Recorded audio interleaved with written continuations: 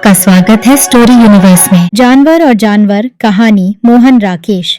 School की नई matron का नाम अनीता मुखर्जी था और उसकी आंखें बहुत अच्छी थीं, पर वह आंट सैली की जगह आई थी, इसलिए पहले दिन बैचलर्स डाइनिंग रूम में किसी ने उससे खुलकर बात नहीं की। उसने जॉन से बात करने की कोशिश की तो वह हूं हां में उत्तर देकर टालता रहा। मणि नानावती को वह अपनी चायदानी में से चाय देने लगी तो उसने हल्का सा धन्यवाद देकर मना कर दिया। पीटर ने अपना चेहरा ऐसे गंभीर बनाए रखा जैसे उसे बात करने की आदत ही न हो। किसी तरफ से लिफ्ट न मिलने पर वह भी चुप हो गई और जल्दी से खाना खाकर उठ गई। अब मेरी समझ में आ रहा है कि पादरी ने सैली को क्यों निकाल दिया। वह चली गई तो जॉन ने अपनी भूरी आंखें पीटर के चेहरे पर स्थिर किए हुए कहा। पीटर की आंखें नानावती से मिल गईं। नानावती दूसरी तरफ देखने लगी। वैसे उनमें से कोई नहीं जानता था कि आंट सैली को फादर फिशर ने क्यों निकाल दिया। उसके जाने के दिन से ही जॉन मुंह ही मुंह बड़बड़ाकर अपना असंतोष प्रकट करता रहता था। पीटर भी उसके साथ दबे दबे कुढ़ लेता था। चलकर एक दिन सब लोग पादरी से बात क्यों नहीं करते, एक बार हकीम ने तेज होकर कहा। जॉन ने पीटर को आंख मारी और वे दोनों चुप रहे। दूसरे दिन सुबह पादरी के सिर दर्द की खबर पाकर हकीम उसकी मिजाज पुरसी के लिए गया तो जॉन पीटर से बोला, देखा, पहुंच गया ना उसके तलुए सूंघने। सन ऑनवाई एगन हमें उल्लू बनाता था। आंट सैली के चले जाने से बैचलर्स डाइनिंग रूम का वातावरण बहुत रूखा सा हो गया। आंट सैली के रहते वहां के वातावरण में बहुत घरेलूपन सा रहता था। सर्दी में तो खास तौर से आंटी के बीच आ बैठने से वह कमरा एक परिवार का भरा पूरा घर सा बन जाता था। वह अपनी कमर पर हाथ रखे बाहर से ही मजाक करती आती। पीटर के लिए आज मगज का शोरबा बना है, या वह मेरा ही मगज खाएगा, या हो, मुझे नहीं पता था कि आज मणि इस तरह गजब ढा रही है, नहीं तो मैं भी जरा सज संवर कर आती। ऐसे मौके पर पाल उसके सफेद बालों पर बंधे लाल या नीले फीते की तरफ संकेत करके कहता, आंटी, यह फीता बांधकर तो तुम बिल्कुल दुल्हन जैसी लगती हो। अच्छा, दुल्हन जैसी लगती हूं तो कौन करेगा मुझसे शादी? तुम करोगे। और उसकी आंखें मिच जाती, होंठ फैल जाते और गले से छलछलाती हंसी का स्वर सुनाई देता। एक बार पीटर ने कहा, आंटी, पाल कह रहा था कि वह आजकल में तुमसे ब्याह का प्रस्ताव करने वाला है। आंटी ने चेहरा जरा तिरछा करके आंखें पीटर के चेहरे पर स्थिर किए हुए उत्तर दिया, तो मुझे और क्या चाहिए? मुझे एक साथ पति भी मिल जाएगा और बेटा भी। फिर वही हंसी, जैसे बहते पानी के वेग में छोटे छोटे पत्थर फिसलते चले जाएं। आंट सैली के चले जाने से अकेले लोगों का वह परिवार काफी उखड़ गया था। कुछ दिन पहले इसी तरह मीराशी चला गया था। उसके बाद पाल की छुट्टी कर दी गई थी। मीराशी तो खैर बिगड़ैल आदमी था, मगर पाल को बैचलर्स डाइनिंग रूम के बैचलर्स, जिनमें 2 स्त्रियां भी सम्मिलित थीं, बहुत चाहते थे। हालांकि जॉन को पाल का अंग्रेजी फिल्मों के बटलर की तरह अकड़कर चलना पसंद नहीं था और उन दोनों में प्राय आपस में झड़प हो जाती थी, फिर भी उसकी पीठ पीछे वह उसकी तारीफ ही करता था। जिस दिन पाल गया उस दिन जॉन खिड़की के पास बैठा सिर हिलाकर पीटर से कहता रहा, अच्छा हुआ जो यह लड़का यहाँ से चला गया। अभी तो यह बाहर जाकर कुछ बन भी जाएगा, वरना यहाँ रहकर इसका क्या बनना था। तुम भी जवान आदमी हो, तुम यहाँ किस लिए पड़े हो? और पीटर घड़ी को चाबी देता हुआ चुपचाप दीवार की तरफ देखता रहा। पाल और मीराशी के निकाले जाने की वजह का तो खैर सबको पता था। मीराशी का अपराध बिल्कुल सीधा था, उसने फादर फिशर के माली को पीट दिया था। पाल का अपराध दूसरी तरह का था, उसने आवारा नस्ल का एक हिंदुस्तानी कुत्ता पाल लिया था जिसे वह हर समय अपने साथ रखता था। हालांकि कुत्ते में कोई खासियत नहीं थी, बहुत सादा सी सूरत, फीका बादामी रंग और लंबूतरा सा उसका कद था। फिर भी क्योंकि पाल ने उसे पाल लिया था इसलिए वह उसे बहुत लाड से रखता था। उसका नाम उसने बेबी रख रखा था और कई बार उसे बगल में लिए खाना खाने आ जाता था। जल्दी ही बेबी बैचलर्स डाइनिंग रूम में खाना खाने वाले सब लोगों का बेबी बन गया। एक मणि नानावती को छोड़कर, जो उसकी सूरत देखते ही घबरा जाती थी। घबराहट में उसके चेहरे का रंग सुर्ख हो जाता और उसका नाटा छरहरा शरीर काबू में न रहता। एक बार बेबी उसके हाथ में हड्डी देखकर उसके घुटने पर चढ़ने की कोशिश करने लगा तो वह घबराकर कुर्सी पर खड़ी हो गई और दोनों हाथ हवा में झटकती हुई चिल्लाने लगी, ओए ओए हिश, go away, please Paul, take him away, please. Paul pulao का चम्मच मुंह के पास रोककर धूर्तता के साथ मुस्कुराया और बेबी को डांट कर बोला, चल इधर बेबी, इस तरह खानदान को बदनाम करता है। मगर बेबी को हड्डी का कुछ ऐसा शौक था कि वह डांट सुनकर भी नहीं हटा। वह नानावती की कुर्सी पर चढ़कर उसके जिस्म के सहारे खड़ा होने की कोशिश करने लगा। इस जद्दोजहद में नानावती कुर्सी से गिरने ही जा रही थी कि पाल ने जल्दी से उठकर उसे बगल से पकड़कर नीचे उतार दिया। फिर उसने बेबी को 2 चपत लगाई और उसे कान से खींचता हुआ अपनी सीट के पास ले आया। बेबी पाल की टांगों के आसपास मंडराने लगा। मेरा सारा ब्लाउज खराब कर दिया। नानावती हांफती हुई रूमाल से अपना ब्लाउज साफ करने लगी। उसके उभार पर एकाध जगह बेबी का मुंह छू गया था। बेबी अब पाल के घुटने से अपनी नाक रगड़ रहा था। पाल ने उसकी पीठ सहलाते हुए कहा, नॉटी चाइल्ड, ऐसी भी क्या शरारत कि इंसान एटिकेट तक भूल जाए। जॉन पीटर की तरफ देखकर मुस्कुराया। नानावती भड़का उठी, देखो पाल, मुझे इस तरह का मजाक कतई पसंद नहीं। गुस्से से उसका पूरा शरीर तमतमा गया था। अगर वह और शब्द बोलती तो साथ रो देती, मगर उसे गंभीर देखकर भी पाल गंभीर नहीं हुआ। बोला, मुझे खुद ऐसा मजाक पसंद नहीं मादाम, मैं इसकी हरकत के लिए बहुत शर्मिंदा हूं। और उसके निचले होंठ पर हल्की सी मुस्कुराहट आ गई। नानावती क्षण भर रूंधे हुए आवेश के साथ पाल को देखती रही, फिर अपना नैपकिन मेज पर पटक कर तेजी से कमरे से चली गई। उसके जाते ही जॉन ने अपनी भूरी आंखें फैलाकर सिर हिलाया और कहा, आज तुम्हारे साथ कुछ न कुछ होकर रहेगा। वह अब सीधी उस शुतुरमुर्ग के पास शिकायत करने जाएगी, कुतिया। मगर नानावती ने कोई शिकायत नहीं की, बल्कि दूसरे दिन सुबह उसने पाल से अपने व्यवहार के लिए क्षमा मांग ली। जॉन को अपनी भविष्यवाणी के गलत निकलने का खेद तो हुआ, पर इससे नानावती के प्रति उसका व्यवहार पहले से बदल गया। उसने उसकी अनुपस्थिति में उसके लिए वेश्यावाचक शब्दों का प्रयोग बंद कर दिया। यहाँ तक कि एक दिन वह एटकिंसन के साथ इस संबंध में विचार करता रहा कि इतनी अच्छी और मेहनती लड़की को उसके पति ने घर से क्यों निकाल रखा है। नानावती ने भी उसके बाद बेबी को देखते ही ओई ओई हिश्वन करना बंद कर दिया। गाहे बगाहे वह उसे देखकर मुस्कुरा भी देती। एक बार तो उसने बेबी की पीठ पर हाथ भी फेर दिया, हालांकि ऐसा करते हुए वह सिर से पांव तक सिहर गई। बैचलर्स डाइनिंग रूम में पाल के जोर जोर के कहकहे रात को दूर तक सुनाई देते। बेबी को लेकर नानावती से तरह तरह के मजाक किए जाते। मजाक सुनकर जॉन की भूरी आंखों में चमक आ जाती और वह सिर हिलाता हुआ मुस्कुराता रहता। मगर एक दिन सुबह बैचलर्स डाइनिंग रूम में सुना गया कि रात को फादर फिशर ने बेबी को गोली मार दी है। जॉन अपनी चुंधियाई आंखों को मेज पर स्थिर किए चुपचाप एमलेट खाता रहा। नानावती का छुरी वाला हाथ जरा जरा कांपने लगा। एक बार सहमी नजर से जॉन और पीटर को देखकर वह अपनी नजरें प्लेट पर गड़ाए रही।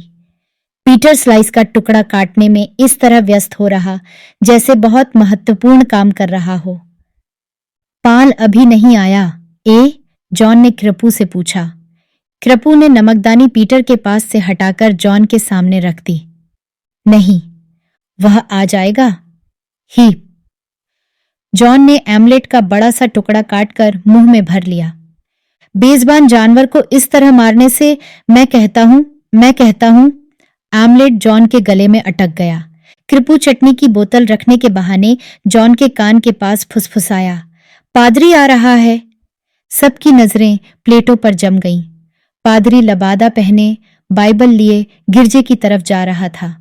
वह खिड़की के पास से गुजरा तो तीनों अपनी अपनी कुर्सी से आधा आधा उठ गए।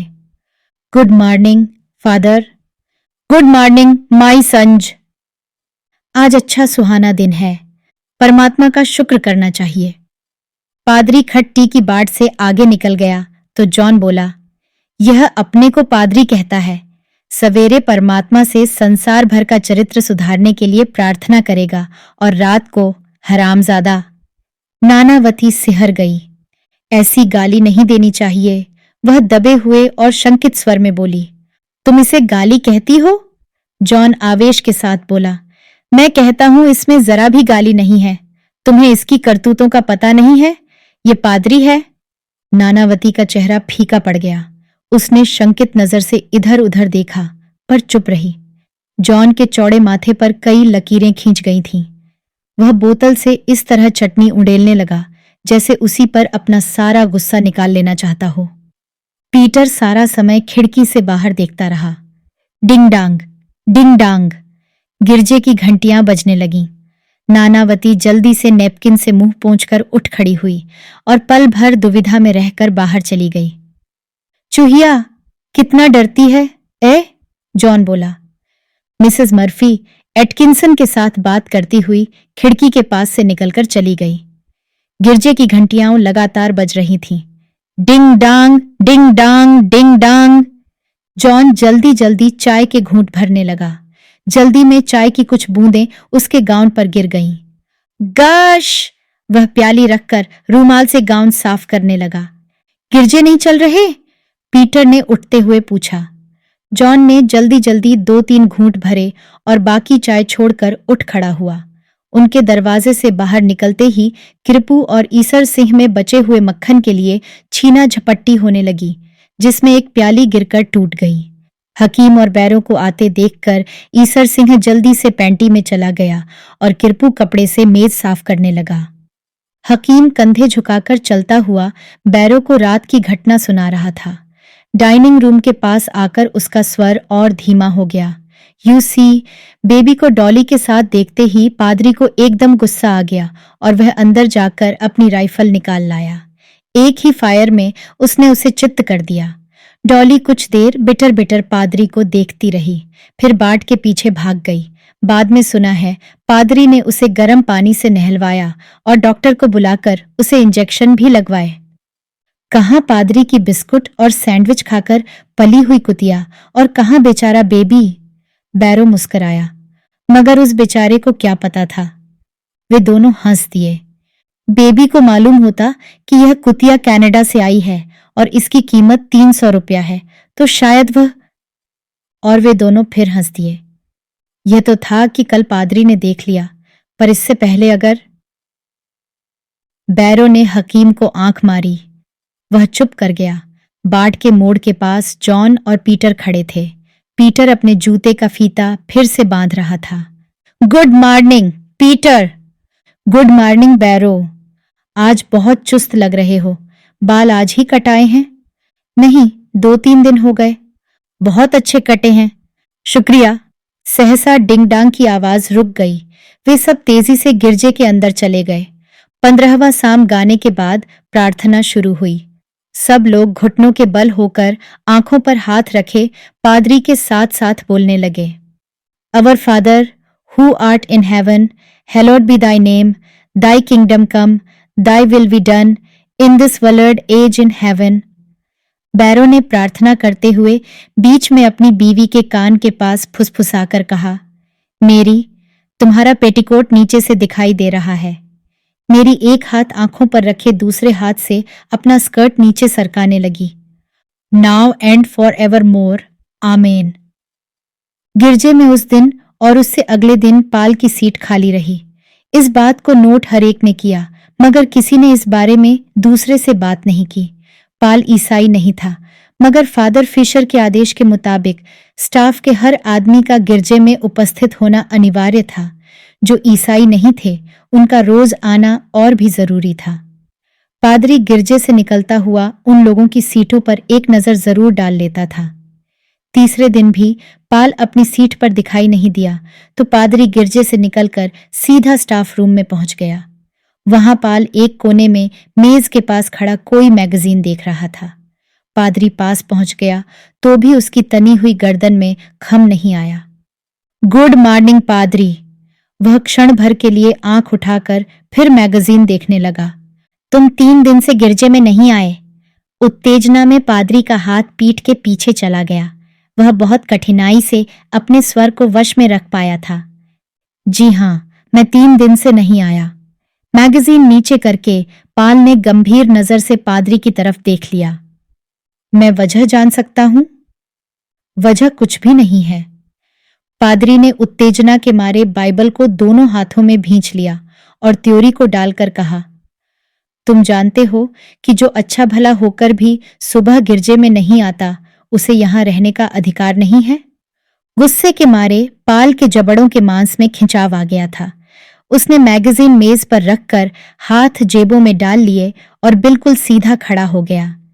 बड़ी खिड़की के पास जॉन नजर झुकाए बैठा था और 8-10 लोग नोटिस बोर्ड और चिट्ठियों वाले रैक के पास खड़े अपने को किसी न किसी तरह उदासीन जाहिर करने की कोशिश कर रहे थे। उनमें से किसी ने पाल के साथ आंख नहीं मिलाई। पाल का गला ऐसे कांप गया जैसे वह कोई बहुत सख्त बात कहने जा रहा हो। पादरी, हम गिरजे में जो प्रार्थना करते हैं उसका कोई मतलब भी होता है? एक लकीर दूर तक खींचती चली गई। पादरी का चेहरा गुस्से से स्याह हो गया। तुम्हारा कहने का मतलब है? उसके दांत भींच गए और वाक्य उससे पूरा नहीं हुआ। नोटिस बोर्ड के पास खड़े लोगों के चेहरे फक पड़ गए। मेरा मतलब है पादरी कि रात को तो हम गरीब जानवरों को गोली मारते हैं और सुबह गिरजे में उनकी रक्षा के लिए ईश्वर से प्रार्थना करते हैं। इसका कुछ मतलब निकलता है? पादरी पल भर खून भरी आंखों से पाल को देखता रहा। उसकी सांस तेज हो गई थी। मतलब निकलता है, और वह यह कि हर जानवर एक सा नहीं होता। जानवर और जानवर में फर्क होता है। उसने दांत भींचकर कहा और पास के दरवाजे से बाहर चला गया। हालांकि उसके घर का रास्ता दूसरे दरवाजे से था।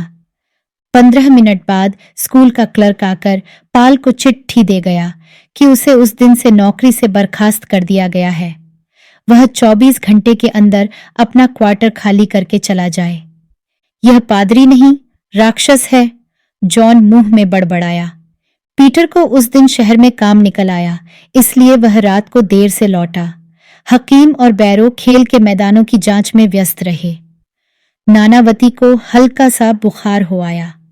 पाल को चलते वक्त सिर्फ जॉन ही अपने कमरे में मिला। वह अपनी खिड़की में रखे गमलों को ठीक कर रहा था। जा रहे हो? उसने पाल से पूछा। हां, तुमसे गुड बाय कहने आया हूं। जॉन गमलों को छोड़कर अपनी चारपाई पर जा बैठा। मैं जवान होता तो मैं भी तुम्हारे साथ चला चलता, उसने कहा, मगर मुझे यहां से निकलकर पता नहीं कब्र की राह भी मिलेगी या नहीं।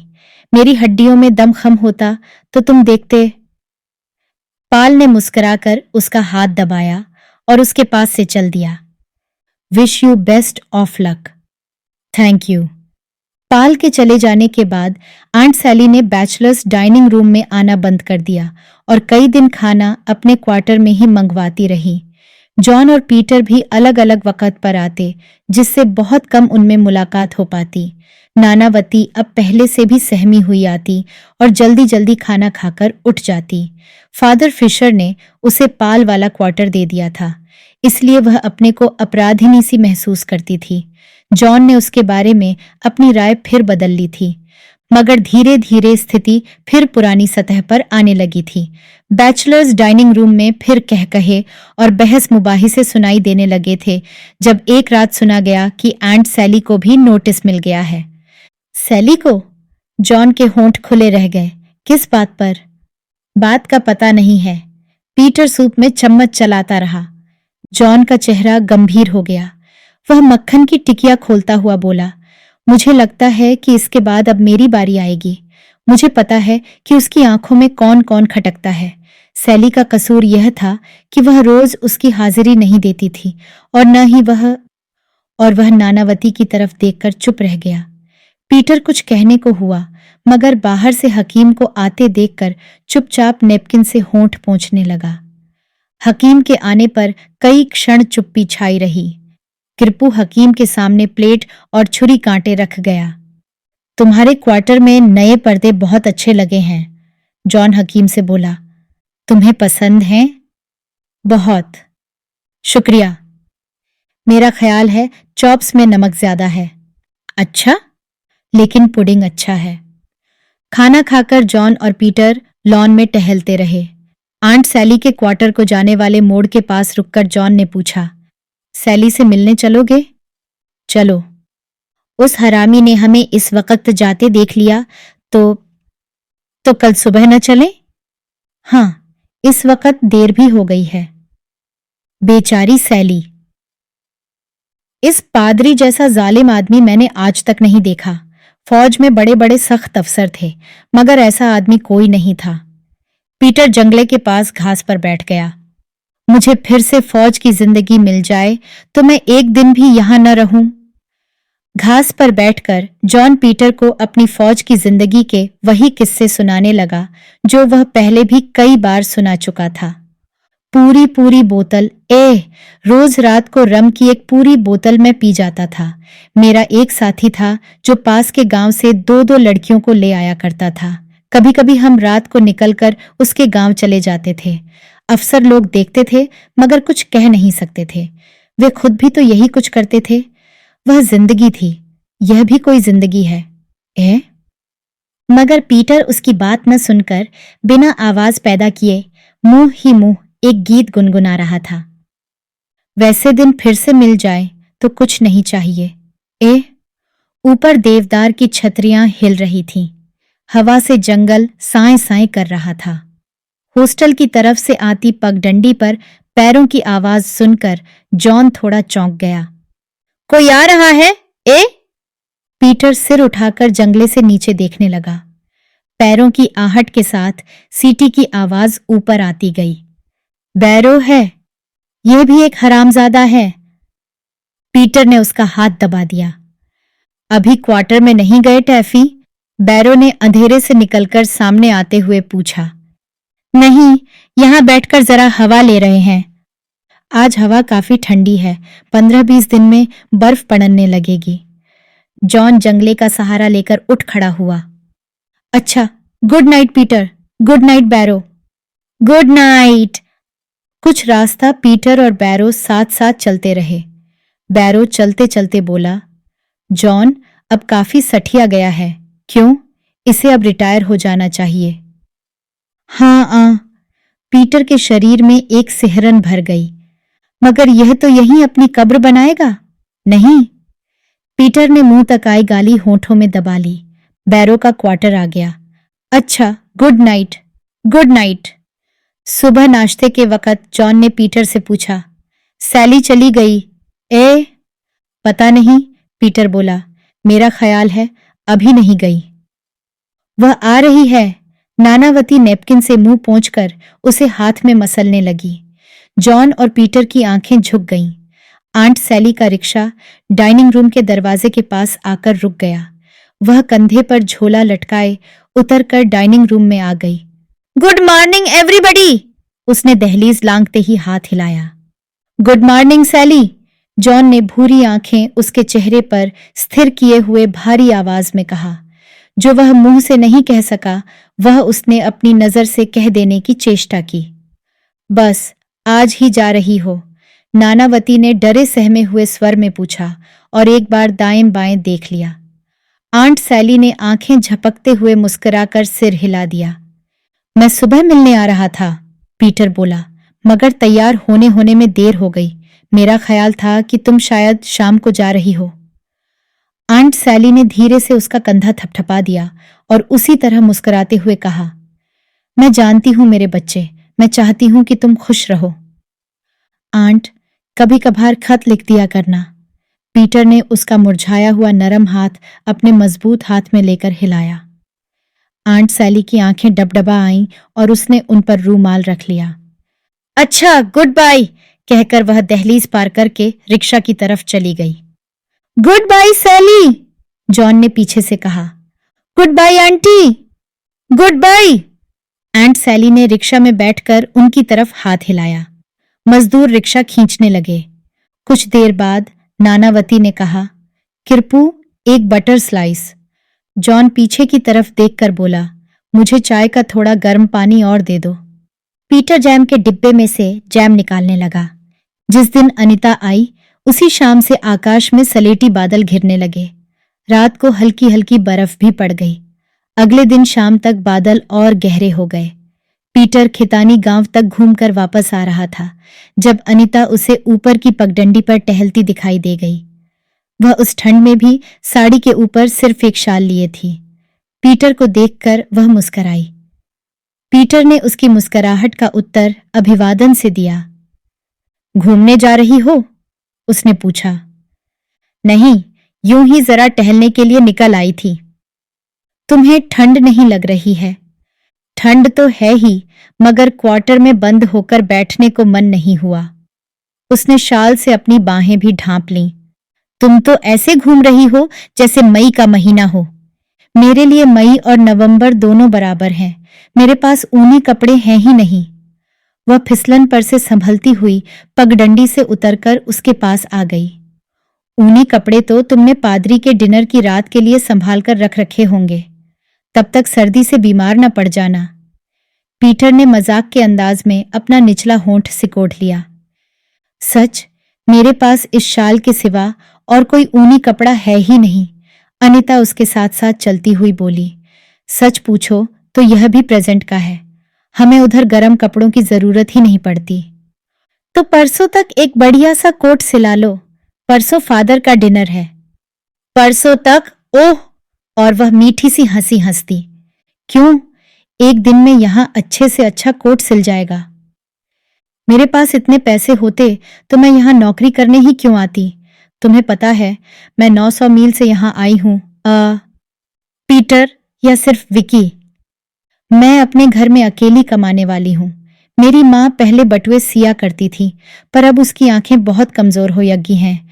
मेरा छोटा भाई अभी पढ़ता है, उसके MSc करने तक मुझे नौकरी करनी है। पीटर ने रुककर एक सिगरेट सुलगा लिया। बर्फ के हल्के हल्के गाले पड़ने लगे थे। उसने आकाश की तरफ देखा। बादल बहुत गहरा था। आज काफी बर्फ पड़ेगी, उसने कोट के कॉलर ऊंचे उठाते हुए कहा। चलो, तुम्हें तुम्हारे क्वार्टर तक छोड़ आऊं। तुम सी कॉटेज में हो ना? हाँ, चलो, मैं तुम्हें वहां चाय की प्याली बनाकर पिलाऊंगी। इस मौसम में चाय मिल जाए तो और क्या चाहिए। वे सी कॉटेज को जाने वाली पगडंडी पर उतरने लगे। कोहरा घना हो जाने से रास्ता 10 कदम से आगे दिखाई नहीं दे रहा था। अनीता एक जगह पत्थर से ठोकर खा गई। चोट लगी? नहीं, मेरे कंधे का सहारा ले लो। अनीता ने बराबर आकर उसके कंधे का सहारा ले लिया। जब वे सी कॉटेज के बरामदे में पहुंचे तो बर्फ के बड़े बड़े गाले गिरने लगे थे। घाटी में जहां तक आंख जाती थी बादल ही बादल भरा था। एक बिल्ली दरवाजे से सटकर कांप रही थी। अनीता ने दरवाजा खोला तो वह म्याऊं करके अंदर घुस गई। दरवाजा खुलने पर पीटर ने उसके सामान पर एक सरसरी नजर डाली। स्कूल के फर्नीचर के अलावा उसे एक टीन का ट्रंक और 2-4 कपड़े ही दिखाई दिए। मेज पर एक सस्ता टेबल लैंप रखा था और उसके पास ही एक युवक का फोटोग्राफ था। पीटर चारपाई पर बैठ गया। अनीता स्टोव जलाने लगी। चारपाई पर एक पुस्तक और आधा लिखा पत्र पड़ा था। पीटर ने पत्र जरा हटाकर रख दिया और पुस्तक उठा ली। पुस्तक पत्र लेखन के संबंध में थी और उसमें हर तरह के पत्र दिए हुए थे। पीटर उसके पन्ने उलटने लगा। अनीता ने स्टोव जलाकर केतली चढ़ा दी। फिर उसने बाहर देखकर कहा, बर्फ पहले से तेज पड़ने लगी है। पीटर ने देखा कि बरामदे के बाहर जमीन पर सफेदी की हल्की तह बिछ गई है। उसने सिगरेट का टुकड़ा बाहर फेंका तो वह धुंध में जाते ही बुझ गया। आज सारी रात बर्फ पड़ती रहेगी, उसने कहा। अनीता स्टोव पर हाथ सेंकने लगी। बरामदे में पैरों की आहट सुनकर पीटर बाहर निकल आया। जॉन भारी कदमों से चलता आ रहा था। ए पीटर! हेलो टैफी, इस वक्त बर्फ में कैसे निकल पड़े? तुम्हारे क्वार्टर में गया था, तुम वहां नहीं मिले तो सोचा शायद यहां मिल जाओ। और वह मुस्कुरा दिया। वैसे घूमने के लिए मौसम अच्छा है, पीटर ने कहा। वे दोनों कमरे में आ गए। अनीता प्यालियां धो रही थी। एक प्याली उसके हाथ से गिरकर टूट गई। ओह! प्याली टूट गई? हाँ, 2 थीं, उनमें से भी एक टूट गई। कोई बात नहीं, सौसर तो हैं, उनसे प्यालियों का काम चल जाएगा। पीटर फिर चारपाई पर बैठ गया। जॉन मेज पर रखे फोटोग्राफ के पास चला गया। फियांसे ए? अनीता ने मुस्कुराकर सिर हिला दिया। यह चिट्ठी भी उसी को लिखी जा रही थी? जॉन ने चारपाई पर रखे पत्र की तरफ संकेत किया। पीटर पुस्तक का वह पृष्ठ पढ़ने लगा जिस पर से वह पत्र नकल किया जा रहा था। जॉन स्टोव के पास जा खड़ा हुआ और अनीता के शाल की तारीफ करने लगा। चाय तैयार हो गई तो अनीता ने प्याली बनाकर जॉन को दे दी। अपने और पीटर के लिए सॉसर में चाय डालती हुई बोली, हमारे घर में कुल 2 ही प्यालियां थीं, वही मैं उठा लाई थी, आते ही एक टूट गई। जॉन और पीटर ने एक दूसरे की तरफ देखकर आंखें हटा लीं। यसी कॉटेज है तो अच्छी, मगर जरा दूर पड़ जाती है। पीटर दोनों हाथों से सॉसर संभालता हुआ बोला, तुम पादरी से कहो कि तुम्हें डी या ई कॉटेज में जगह दे दें। वे दोनों खाली पड़ी हैं, उनमें 2-2 बड़े कमरे हैं। अच्छा, अनीता बोली, वैसे मेरे लिए तो यही कमरा बहुत बड़ा है। घर में हमारे पास इससे भी छोटा एक ही कमरा है जिसमें हम 3 जने रहते हैं। उसमें से भी आधा कमरा मेरे भाई ने ले रखा है और आधे कमरे में हम माँ बेटी गुजारा करती हैं। अब मैं आ गई हूं तो माँ को जगह की कुछ सहूलियत हो गई होगी। मैं अपनी माँ को बहुत प्यार करती हूँ। पहला वेतन मिलने पर मैं उसके लिए कुछ अच्छे अच्छे कपड़े भेजना चाहती हूँ। उसके पास अच्छे कपड़े नहीं हैं। पीटर और जॉन की आंखें पल भर मिली रहीं। जॉन का निचला होंठ थोड़ा सिकुड़ गया। चाय बहुत अच्छी है, खूब गर्म है और फ्लेवर भी बहुत अच्छा है। रोज बर्फ पड़े तो मैं रोज यहां आकर चाय पिया करूं। पीटर के सॉसर से चाय छलक गई। सॉरी। बर्फ और कोहरे की वजह से बाहर बिल्कुल अंधेरा हो गया था। बर्फ के गाले दूध फेन की तरह निशब्द गिर रहे थे।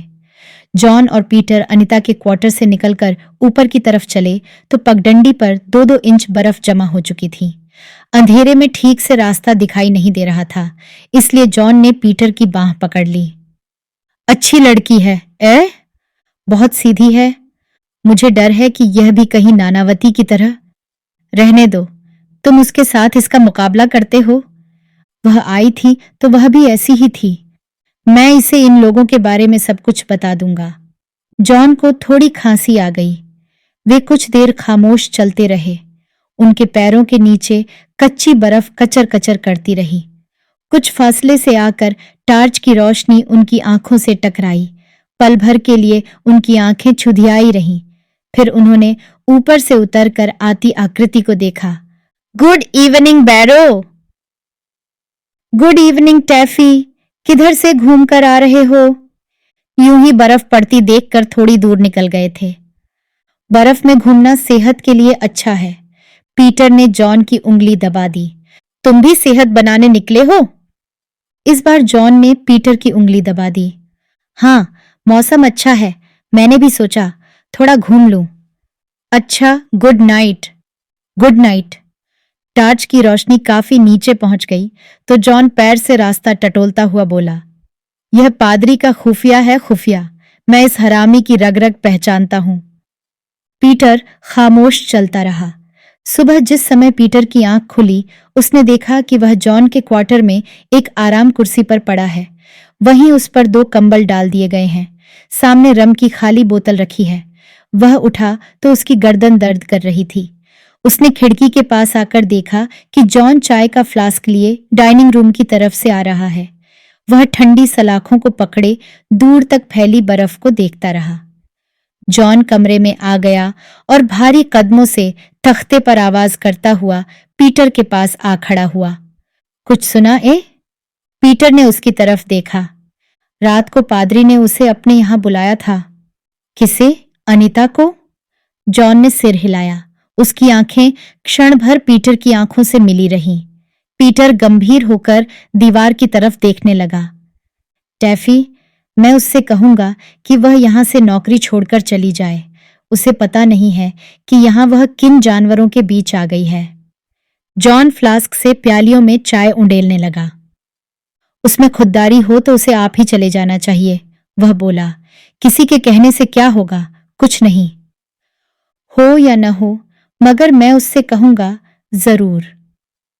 तुम पागल हुए हो? हमें दूसरों से मतलब? वह अनजान बच्ची तो है नहीं। पीटर कुछ न कहकर दीवार की तरफ देखता हुआ चाय के घूंट भरने लगा। अब जल्दी से तैयार हो जाओ, गिरजे का वक़्त हो रहा है। पीटर ने 2 घूंट में ही चाय की प्याली खाली करके रख दी। मैं गिरजे में नहीं जाऊंगा। जॉन कुर्सी की बांह पर बैठ गया। आज तुम्हारी सलाह क्या है? कुछ नहीं, मैं गिरजे में नहीं जाऊंगा। जॉन मुंह ही मुंह बड़बड़ाकर ठंडी चाय की चुस्कियां लेता रहा। 2 दिन की बर्फबारी के बाद फादर फिशर के डिनर की रात को मौसम खुल गया। डिनर से पहले घंटा भर सब लोग म्यूजिकल चेयर्स का खेल खेलते रहे। उस खेल में मणि नानावती को पहला पुरस्कार मिला। पुरस्कार मिलने पर उसे जो जो मजाक किए गए, उनसे उसका चेहरा इतना सुर्ख हो गया कि वह थोड़ी देर के लिए कमरे से बाहर भाग गई। मिसेस मर्फी उस दिन बहुत सुंदर हैट और रिबन लगाकर आई थी। उसकी बहुत प्रशंसा की गई। डिनर के बाद लोग काफी देर तक आग के पास खड़े बातें करते रहे। पादरी ने सबसे नई मैट्रन का परिचय कराया। अनिता अपने शाल में सिकुड़ी सबके अभिवादन का उत्तर मुस्कुराकर देती रही। एटकिंसन मिसेस मर्फी को आंख से इशारा करके मुस्कुराया। हिचकॉक अपनी मुस्कुराहट जाहिर न होने देने के लिए सिगार के लंबे लंबे कश खींचने लगा। जॉन उधर से नजर हटाकर हिचकॉक से बात करने लगा। तुम्हें तली हुई मछली अच्छी लगी? मुझे तो जरा अच्छी नहीं लगी। मुझे मछली हर तरह की अच्छी लगती है, कच्ची हो या तली हुई, हाँ मछली हो। जॉन ने मुंह बिचकाया। रम की बोतल साथ हो तो भी तुम्हें अच्छी नहीं लगती। जॉन दांत खोलकर मुस्कुराया और सिर हिलाने लगा। मजलिस बर्खास्त होने पर जब सब लोग बाहर निकले तो हिचकॉक ने धीमे स्वर में जॉन से पूछा, क्या बात है, आज पीटर दिखाई नहीं दिया? जॉन उसका हाथ दबाकर उसे जरा दूर ले गया और दबे हुए स्वर में बोला, उसे पादरी ने जवाब दे दिया है। पीटर को भी? जॉन ने सिर हिलाया। वह कल सुबह यहां से चला जाएगा। क्या कोई खास बात हुई थी? जॉन ने उसका हाथ दबा दिया। पादरी और बैरो के साथ साथ अनिता सिर झुकाए शाल में छिपी सिमटी बरामदे से निकलकर चली गई। जॉन की भूरी आंखें कई गज उनका पीछा करती रहीं। यह आप भी गर्म पानी से नहाता है या नहीं? क्यों? बात हिचकॉक की समझ में नहीं आई। इसने डाली को गर्म पानी से नहलाया था ना? हिचकॉक हो करके हंस दिया। बरामदे में से गुजरते हुए हकीम ने आवाज दी, खूब कह कहे लग रहे हैं। मैं तली हुई मछली हजम कर रहा हूं, हिचकॉक ने उत्तर दिया और ऊंची आवाज में जॉन को बतलाने लगा कि बगैर कांटे की मासिर मछली कितनी ताकतवर होती है। सुबह जॉन, अनिता, नानावती और हकीम बैचलर्स डाइनिंग रूम में नाश्ता कर रहे थे जब पीटर का रिक्शा दरवाजे के पास से निकलकर चला गया। पीटर रिक्शे में सीधा बैठा रहा। न उसे किसी ने अभिवादन किया और न ही वह किसी को अभिवादन करने के लिए रुका। अनिता की झुकी हुई आंखें और झुक गईं। जॉन ऐसे गर्दन झुकाए रहा जैसे उस तरफ उसका ध्यान ही न हो। बैचलर्स डाइनिंग रूम में कई क्षण खामोशी छाई रही। सहसा पादरी को खिड़की के पास से गुजरते देखकर सब लोग अपनी अपनी सीट से आधा आधा उठ गए। Good morning father. Good morning my sons. कल रात का डिनर बहुत ही अच्छा रहा, हकीम ने चेहरे पर विनीत मुस्कुराहट लाकर कहा। सब तुम्ही लोगों की वजह से है।